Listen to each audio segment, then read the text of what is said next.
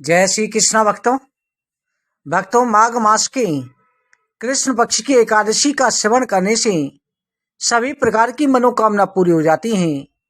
हर प्रकार के पापों से मुक्ति मिलती है। एकादशी की कथा प्रारंभ करते हैं। बोले एकादशी मातम की जय। एक समय पर डालब ऋषि ने पुलस ऋषि से पूछा कि हे भगवान, इस मृत लोक में मनुष्य ब्रह्म अत्याद मान पाप करते हैं, पराये धन की चोरी, दूसरों की उन्नति को देखकर ईर्ष्या करते हैं तथा अनेक प्रकार के व्यसनों में फंसे रहते हैं, फिर भी उन्हें नरक प्राप्त नहीं होता। इसका क्या कारण है? ना जाने वो कौन सा दान पुण्य करते हैं जिससे उनके पाप नष्ट हो जाते हैं।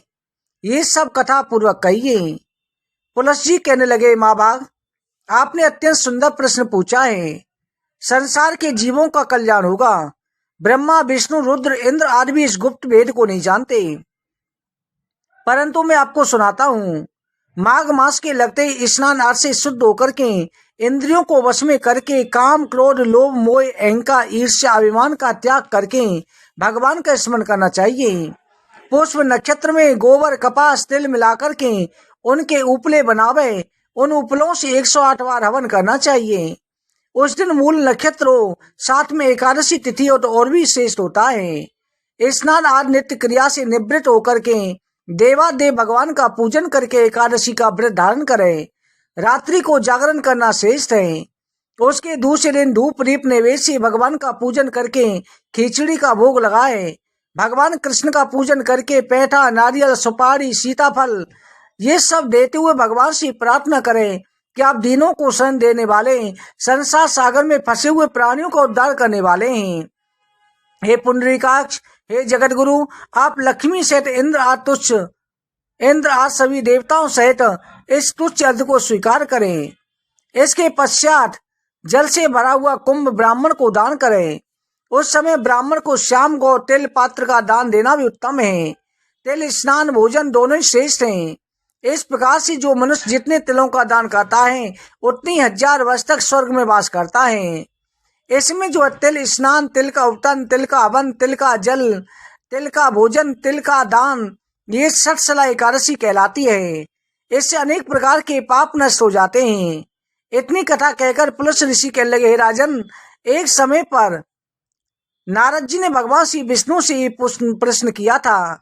भगवान ने षटशला एकादशी का जो मातम नारद जी से कहा वो तुमसे कहता हूँ। भगवान कहने लगे, नारद, मैं आंखों देखी सत्य घटना कहता हूँ। प्राचीन काल में मृत लोक में एक ब्राह्मणी रहती थी। वो सदैव व्रत किया करती थी। एक समय वो 1 मास तक व्रत करती रही। इससे उसका शरीर अत्यंत दुर्बल हो गया। यद्यपि वो अत्यंत बुद्धिमान थी, फिर भी उसने कभी देवताओं ब्राह्मणों के निमित्त धन और अन्न का दान नहीं दिया। इससे मैंने सोचा, ब्राह्मणी ने व्रत आज से अपना शरीर शुद्ध कर लिया है, इसको विष्णु लोक तो मिल जाएगा, परंतु उसने कभी भी अन्न का दान नहीं किया। इसकी तृप्ति होना कठिन है। ऐसा सोचकर के एक भिखारी बनकर के मृत लोक में उस ब्राह्मणी के पास गया, उससे भिक्षा मांगी। वो बोली कि महाराज, आप यहाँ किस लिए आए हैं? मैंने कहा, मुझे भिक्षा चाहिए। इस पर उसने एक मिट्टी का ढेला मेरे भिक्षा पात्र में डाल दिया। मैं उसे लेकर के स्वर्ग लौट आया। कुछ समय बीतने पर ब्राह्मणी शरीर त्याग कर स्वर्ग आ गई।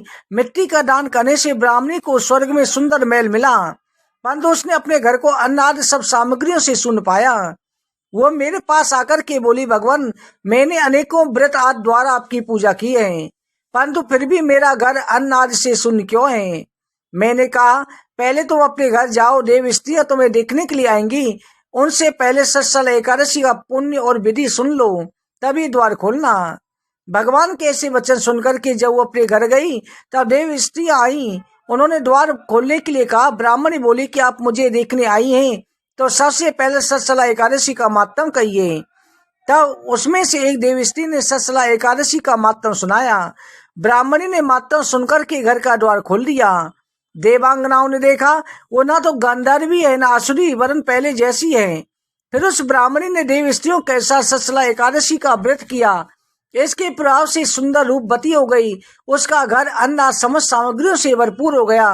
भगवान कहते हैं, मनुष्य को षटशला एकादशी के व्रत में लोभ न करके तिल आदि का दान अवश्य करना चाहिए।